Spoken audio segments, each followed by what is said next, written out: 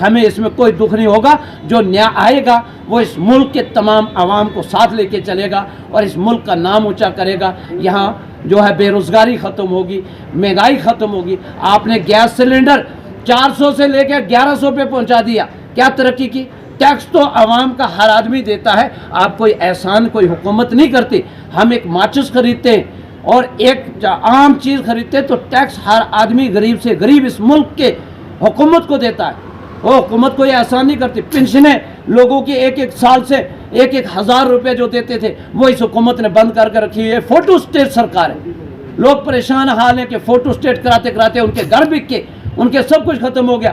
کبھی وہ ہاسپٹلوں کے چکر لگا رہے, کبھی وہ دفتروں کے چکر لگا رہے. فوٹو اسٹیٹ کرتے کرتے اس ملک کے لوگ پریشان حال ہیں. میں یہ کہتا ہوں کہ انڈیا الائنس کی حکومت بننی چاہیے. اور ہمارے ملک کے وزیر اعظم نے بہت سیر سپاٹے بھی کر لیے, اس ملک کے اندر نفرت بھی پھیلا لی. جہاں تک جو اچھے کام کیا ہم ان کی بھی سراہنا کرتے, لیکن جہاں تک ملک کے چلانے کی بات ہے, تمام عوام کو ایک پلیٹ فارم پہ لانے کی بات ہے. وہ ملک کے وزیر اعظم سب کے کسی ایک چاہتا ہوں کیا صرف 5 کلو راشن جو ہے وہ دے کر اس عوام کو جو ہے آپ 80 کروڑ لوگوں کو بھیک مانگنے پہ مجبور کر رہے ہیں؟ نہیں, ہونا یہ چاہیے تھا کہ اس عوام کو, پڑھے لکھے لوگوں کو انڈسٹریاں دی جاتی, روزگار دیا جاتا. جب میں مانتا کہ ترقی ہے, لیکن آج ترقی کے نام پہ اس ملک کو گمراہ کیا جا رہا ہے, اس ملک کے عوام کو گمراہ کیا جا رہا ہے. میرے ملک کی ڈیموکریسی جمہوریت جو پوری دنیا میں اس کا ڈنکا بجتا تھا, آج اس آزادی کا جو ہے, جو آزادی کے نام پہ اس ملک کے عوام کی آواز دبائی جا رہی ہے. ان لوگوں کے ساتھ ناانصافیاں کی جا رہی. میرے ملک کے وزیر اعظم نے اور ہوم منسٹر صاحب سے میں یہ گزارش کرنا چاہتا ہوں, اس ملک میں ہندو, مسلمان, سکھ, عیسائی ان میں آپس میں پیار محبت تھا. 2014 کے بعد آپ نے صرف ہندوستان میں ایک نفرت کے بیج بوئے. یہ نفرت نہیں ہونی چاہیے, بلکہ یہ ملک آزاد ہندوستان انگریزوں کا غلام تھا. اس ملک کی آزادی کے لیے مسلمانوں نے بھی قربانی دی, ہندو نے بھی قربانی دی, سکھوں نے بھی قربانی دی. تو یہی ہونا چاہیے کہ اس ملک کے گلدستے کو ہم قائم رکھیں تاکہ میرے ہندوستان کا جھنڈا ہمیشہ سربلند رہے. ہم بھی اسی ملک کے, مسلمان بھی اسی ملک کا ہندوستانی شہری ہے اور ہندو بھائی بھی ہے, سکھ بھی ہے. یہ آپس میں پیار سے رہنا چاہتے ہیں.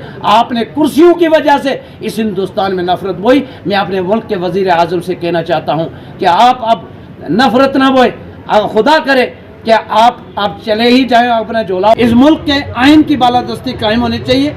ہندوستان کے آزادی ڈیموکریسی کا گلا گھونٹ دیا گیا.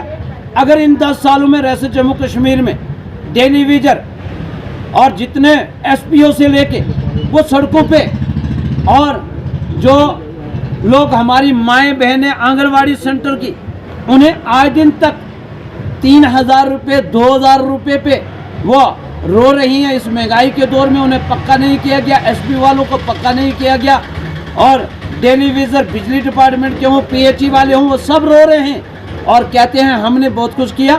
پونچھ رجوری کے اندر سب سے بڑی ناانصافی کہ یہاں ڈیولپمنٹ کا نام و نشان نہیں ہے. یہاں سڑکیں اچھی نہیں ہیں, ہاسپٹل اچھے نہیں ہیں, پانی نہیں ہے, بجلی نہیں ہے. یہاں اسکولوں کی خستہ حالت, ٹیچر تک نہیں ہے اسکولوں میں پڑھانے والے, اور بچوں کے لیے ٹائلٹ, باتھ روم تک اسکولوں کے اندر نہیں ہے. جبکہ میرے ملک کے وزیر اعظم پوری دنیا میں ڈنکا بچاتے ہیں کہ ہم نے ملک کے عوام جو ووٹ دینے والی ہے اسے زمین پہ جا کے پوچھو. اور ریاست جموں کشمیر میں انشاءاللہ 5 کی 5 سیٹیں 2 کانگریس کی ہیں اور 3 سیٹیں پونچھ رجوری کی سیٹ میاں الطاف صاحب کی ہے, اور عمر عبداللہ صاحب اور روح اللہ آغا صاحب جو ہے وہ بھی جیت رہے ہیں. 5 کی 5 سیٹیں ریاست